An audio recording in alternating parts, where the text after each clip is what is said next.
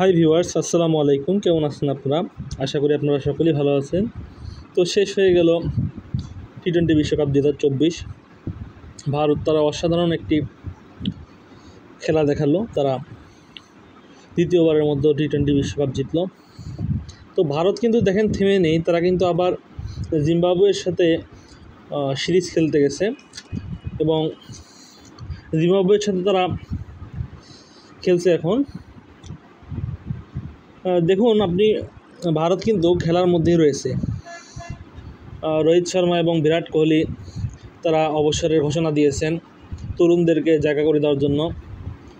দেখুন ভারতের পাইপলাইনে কিন্তু প্রচুর ব্যাটসম্যান, দেশটিও যেহেতু বড়, প্রচুর পাইপলাইনে খেলোয়াড় রয়েছে।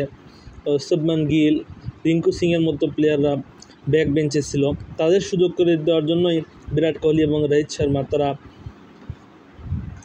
জায়গা ছেড়ে দিলেন অসাধারণ এক কৃতিত্ব অর্জন করার পর, যাতে তরুণ প্লেয়াররা তাদের থেকে শিক্ষা অর্জন করে ভারতকে সামনের দিকে এগিয়ে নিয়ে যেতে পারে। অত্যন্ত ভালো খেলেছিল তারা এই বিশ্বকাপ।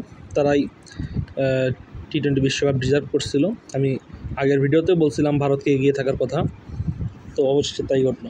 দেখুন ভারত কিন্তু তাদের যে ব্যাক বেঞ্চার যারা, অর্থাৎ যারা ম্যাক্সিমাম সময় জাতীয় দলে খেলেন না, এক্সট্রা হিসেবে সাধারণত স্কোয়াডে থাকেন,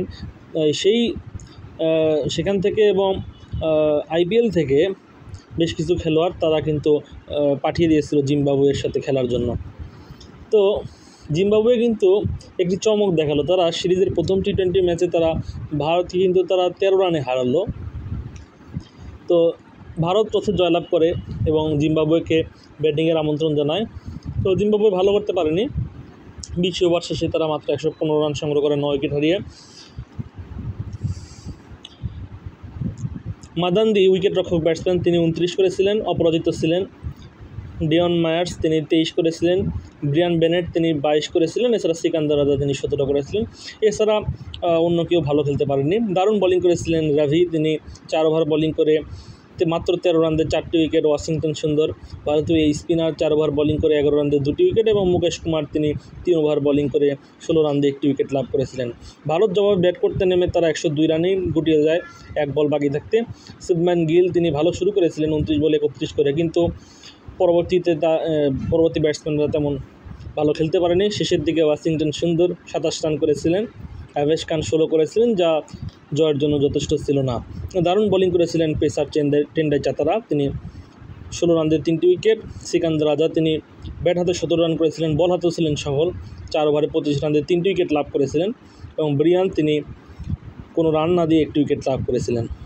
তো সিকান্দার রাজা তিনি ব্যাট হাতে 17 রান এবং বল হাতে 3 উইকেট, এই অলরাউন্ডিং পারফরমেন্সের কারণে তাকে ম্যান অফ দ্য ম্যাচের পুরস্কার দেওয়া হয়। তো জিম্বাবুয়ে তারা কিন্তু ভারতকে তারা 13 রানে হারালো।